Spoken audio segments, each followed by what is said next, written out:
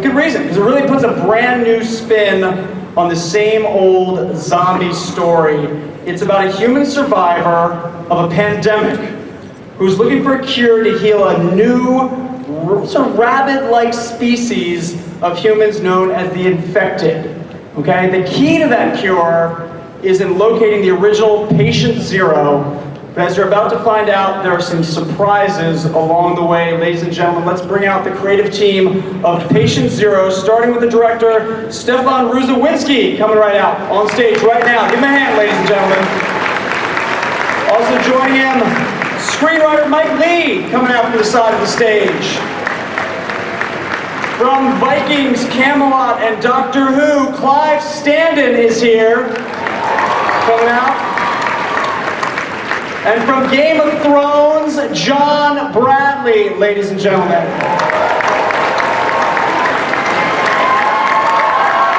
like that, huh? All right.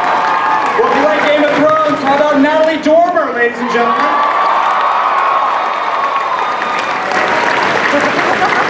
And yes, there she is. Give her a hand. And yes, the doctor is still in the house, Matt Smith, coming back out on stage right now. Double deuce! There he is. Coming back on. He wanted the extra exercise of going off and on again, so we gave it to him. Dalton, I've got a bit of housekeeping to do with you, I'm afraid. Let's do it. You said zombies. That was the last movie. This is The Infected. I am aware. I said a new twist on the zombie story, Natalie. So I said it is infected, rabbit-like species, absolutely. And Stefan, I believe we actually have something to show the fine folks here at Hall H, don't we? Why don't you tell us what we're about to see? What we're going to show you is really super fresh. We wrapped literally a couple of weeks ago. So what you see here are sort of the movie. I didn't even present it to the studio yet. We don't have any special effects in yet, so it's really raw material. I hope you still like it. All right, well, if you're Sony and Scream Gems, take a look at this. We hope you like it. But then, John, you slayed a White Walker, man. These infected should be no problem. What happened there? No dragon glass, or what was going on? No bloody dragon glass, that's what it is. No. I've got an answer for that.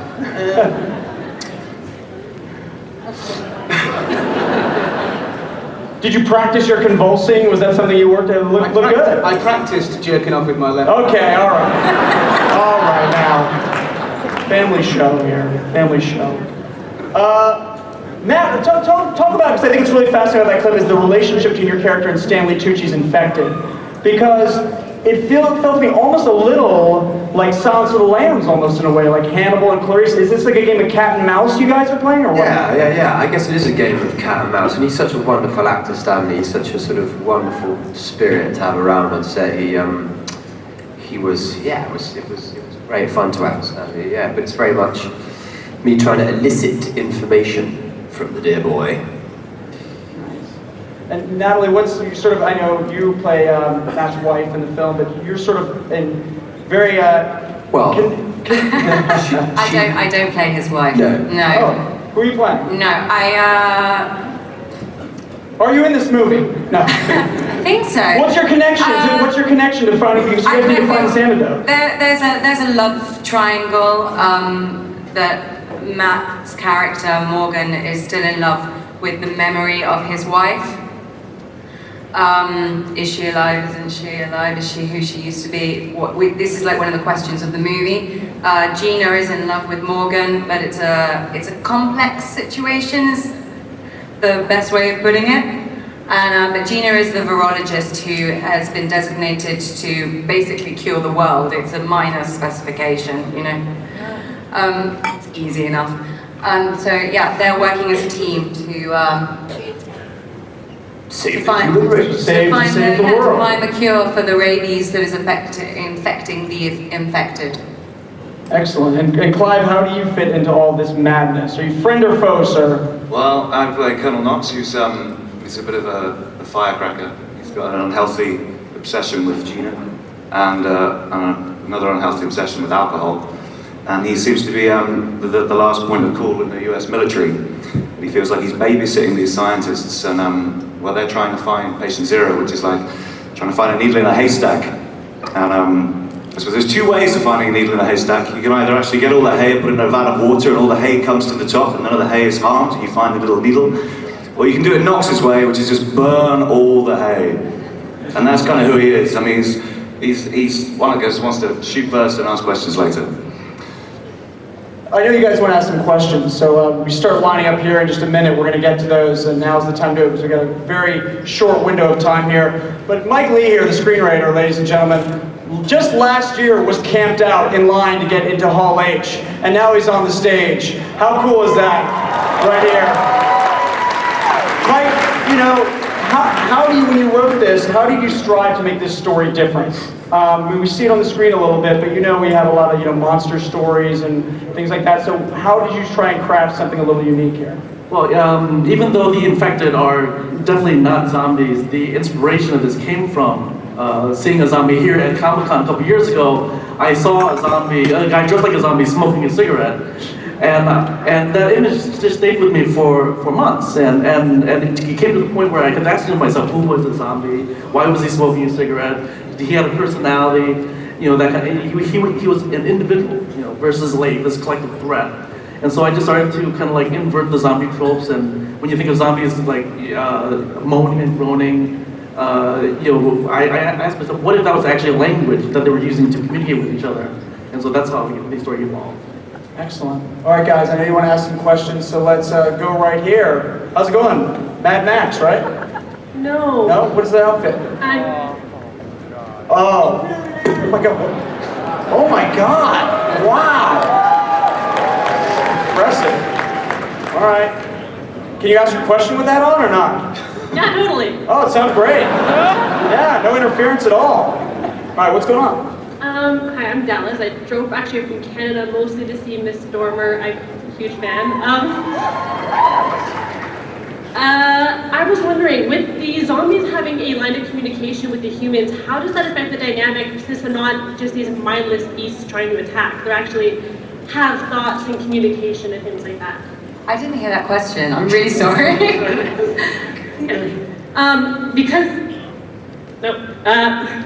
Because the zombies are able to communicate with the humans, how does that affect the dynamic? Since they're not just mindless beasts trying to viciously attack and eat people. Okay, I'm going to take this and I'm going to pass it to Matt. So the really interesting thing about all the books and all the shows you guys love is that every era or every tribe or historically every nation in the world, they always create the monsters that cathartically vent their issues for their culture or their time, right? And the infected are Mike, correct me if I'm wrong here, but the infected are victims of our modern age, being bombarded by social media, 24/7, everything open. The idea is that rabies, that it harnesses your adrenaline and all the stress levels and the mad, fast pace that we live our 21st century lives has been used to enrage them. And the only person that can communicate with them, because he's been bitten but not turned, is this guy. Go. God. Well, and then I do some talking. And then, what else am I meant to say? I think you said it all very eloquently and brilliantly, really, Dormer, as always. You should be like President of America or something. I mean, you'd be really good at it. Yeah. I think you've been, what was the question? It was well said. Well stated. Thank you very much. Appreciate it. Next, yeah. Hi, my name is JV, and my question is for John, Natalie, and Matt. If you could be either a White Walker or an infected, or in your Pride and Prejudice zombie, which one would you be turned into? Ooh, good question. I'd want to be an infected so I could hang out with Stanley Tucci. Yeah. I didn't get to spend enough time with him on Hunger Games. I'm in love with Stanley Tucci, so it would definitely be an infected. Yeah, and being a White Walker can't be that nice a life. Really? No, definitely not. It can't be, can it? You get to spend a lot of time with me. Yeah. Which can't be great. Yeah. But yeah, I mean, I don't think I'm that far away from an infected anyway. I mean, I hate most music and most of the human race. Yeah. So I say that I'm almost there. Yeah. Bit of a busman's holiday for old JB. Thank you. Yes, hey. How do you think that this movie differs from your traditional zombie movie? Because we've obviously seen a lot. Anyone else want to tackle that? We sort of had That's a light question. Clyde, why don't you tell us what you That's think? all. Well, imagine you've got adrenaline pulsing through your veins all the time. You hear these stories about, old women being able to pick up cars off someone just because they had to or whatever. Imagine being like that all the time. These are people that can think, they live, they breathe. Zombies are the undead. These people, they've got a virus and they can think, they've got their own thought, but they've also got this adrenaline pumping through them all the time. It's like being a trained parkour runner and going through. It's almost a comment. It's like it could almost be the next evolution of mankind, and that's what we're playing with in the film. Is this a race of people that need to be stamped out and wiped off this world, or is this Mother Nature's way of saying we're all a virus, we're the virus, and this is her way of wiping us out, and this is a new evolution of mankind? So, they're not zombies. There's nothing to do with, people chasing people down the street, just wanting to eat them and rip out their hearts and devour them. These are people that, they want to wipe out us, the human race, and they want to take over the planet. And it feels like, judging by the clips we saw Stefan talk about this, it feels like there's a sense of claustrophobia in this, that humans are all in these very confined corners trying to survive. Is that sort of an element of the terror as well? Yes, definitely. Sort of more or less the whole movie takes place in this underground military compound, and it's too hot in there, and people are sweating all the time, and it's a most unpleasant situation.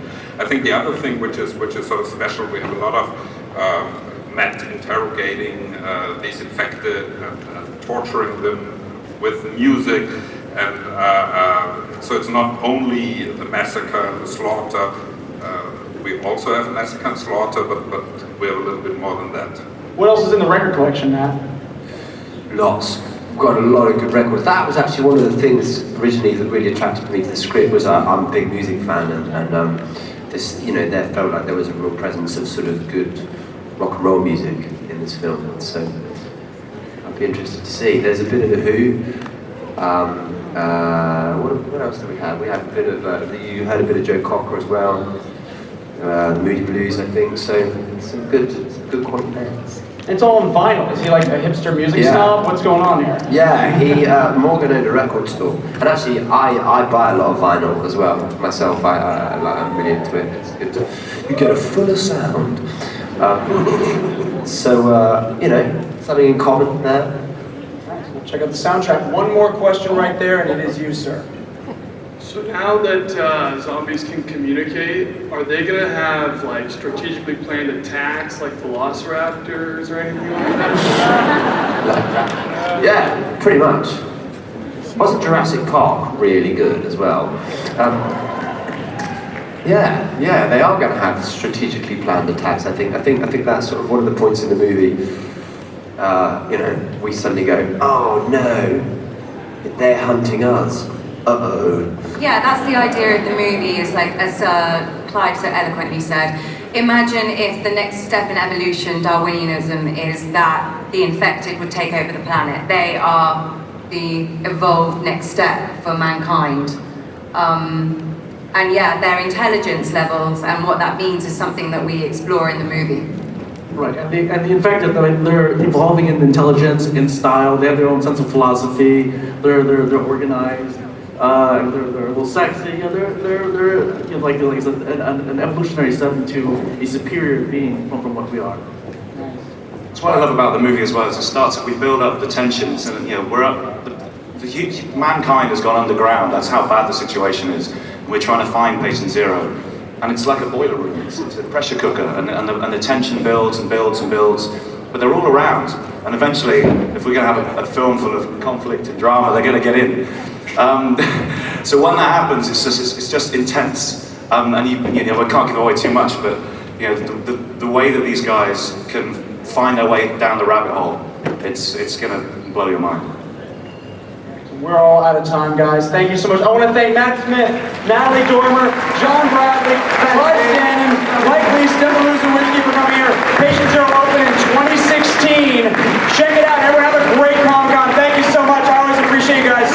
awesome. Have a great time. Hateful Eight, I think, is up next.